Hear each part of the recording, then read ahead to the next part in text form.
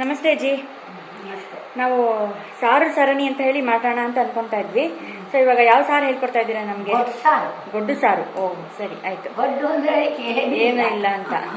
ಸರಿ, ಏನೇನ್ ಬೇಕಜ್ಜಿ ಅದಕ್ಕೆ? ಅದಕ್ಕೆ ಸಾರಿನ ಪುಡಿ ಮನೇಲಿ ಮಾಡ್ಕೊಂಡಿರ್ತಿರ್ಲಿಲ್ಲ, ಅದೇ ಸಾರಿನ ಪುಡಿ ಸಾಕು.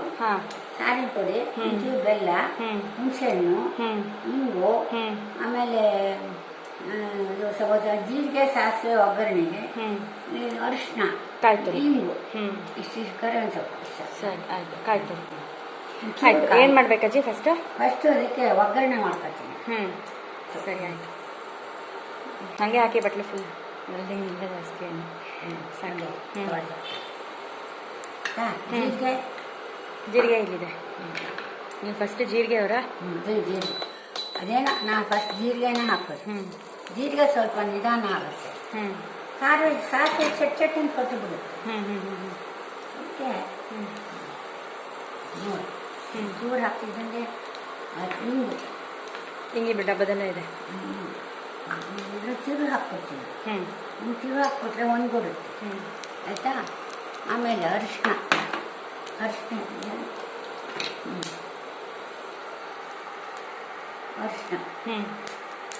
ಆಮೇಲೆ ಇದು ಹುಣಸೆಹಣ್ಣು, ಕರಿಬೇವಿನ ಸೊಪ್ಪು, ಹುಣಸೆಹಣ್ಣು ಆಫ್ ಮಾಡಲಾ? ಅಷ್ಟು ನೋಡಿ, ಹುಣಸೆಹಣ್ಣು ಇಷ್ಟು ಸಾಕು. ಸರಿ, ಇಷ್ಟೇ. ಒಂದು ಸಣ್ಣ ಗೋಲಿ ಥರ ಆಗುತ್ತೆ. ಇಷ್ಟು ಸಾಕು. ತುಂಬ ಏನು ಹಾಕೋದು, ಸ್ವಲ್ಪ ಮಾಡುತ್ತಲ್ಲ. ತುಂಬ ಮಾಡಿ ತುಂಬ ಹಾಕ್ಬೇಕು, ಕಮ್ಮಿ ಮಾಡಿ ಇಷ್ಟೇ. ಕಾಯ್ತುರಿ ಹಾಕ್ತೀನಿ. ಕಾಯ್ತುರಿ, ಸಾರಿನ ಪುಡಿ. ಕಾಯ್ತುರಿನೂ ತುಂಬ ಏನು ಬೇಡ, ಇಷ್ಟು ಸಾಕು. ಅಷ್ಟೇನಾ? ಸಾಕು. ಅದು ಎಷ್ಟು ಹಾಕ್ತಾರೆ? ಸರಿ. ನೀವು ಭಾರಿ ಒಳ್ಳೆ ಅಡುಗೆಯವರು ಬಿಡಿ. ನೀವು ಭಾರಿ ಒಳ್ಳೆ ಅಡುಗೆಯವರು ಒಂದೇ. ಮತ್ತೆ ಹಂಗೆಲ್ಲ ದಾಮ್ದು ಮಾಡೋದಲ್ಲ. ಸರಿ, ಅದು 1 ಟೇಬಲ್ ಸ್ಪೂನ್ ಇಟ್ಕೊಂಡಿದ್ದೀರಾ ಸಾರಿನ ಪುಡಿ? ಕಾಯ್ತುರಿನೂ 1 ಟೇಬಲ್ ಸ್ಪೂನ್ ಅಷ್ಟಿದೆ. ಅಷ್ಟು ಇಷ್ಟು ಸಾರಿನ ಪುಡಿ ಸಾಕು. ಹಂಗಾರೆ ಅರ್ಧ ಹಾಕಿದೆ, ಅರ್ಧ ಟೇಬಲ್ ಸ್ಪೂನ್ ಸಾಕು. ಇಷ್ಟು ಸಾಕು, ಜಾಸ್ತಿ ಆಗ್ಬಿಡುತ್ತೆ. ಇಷ್ಟು ಖಾರ ಆಗ್ಬಿಟ್ರೆ ಅಂತ ನಾನು ಖಾರ ಹಾಕಲ್ಲ.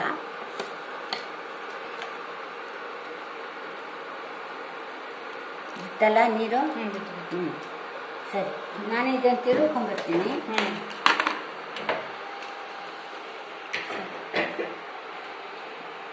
ಆಯ್ತಲ್ಲ? ಚೆನ್ನಾಗಿದೆ. 4 ಜನ ಊಟ ಮಾಡ್ಬೋದು.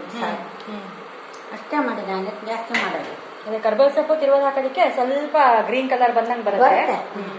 ಅದು ತಿರ್ಲೇ ಬೇಕಪ್ಪ.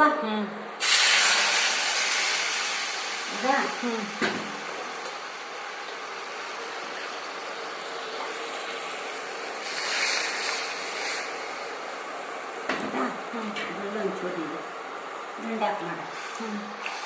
ಆಯಿತಾ? ಈಗ ಅದಕ್ಕೆ ಉಪ್ಪು ನಂಗೆ ಟವಲ್ಕು ಬಂದೆ. ಉಪ್ಪು ಇವಾಗ ಉಪ್ಪು ಹಾಕ್ಬೇಕಜ್ಜಿ?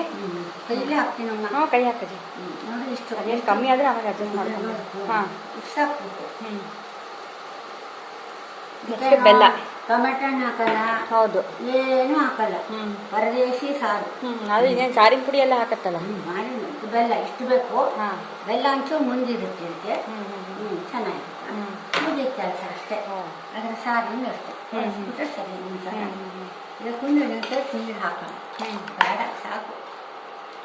ಅದೇ ಅದು ಅವ್ರವ್ರಿಗೆ ಹೆಂಗೆ ಬೇಕೋ ಹಂಗೆ ಹಾಕಿ. ಹಂಗೆ ನೀರು ಬಾಗಿದ್ದು ನಾನು ಚುಮ್ಮಂದು ಹಾಕೇ ಬಿಡ್ತೀನಿ. ಆಮೇಲೆ ಅನ್ನ ಮಾಡೋದು ಬೇಡ. ಸಾಕು. ಆಯ್ತಾ?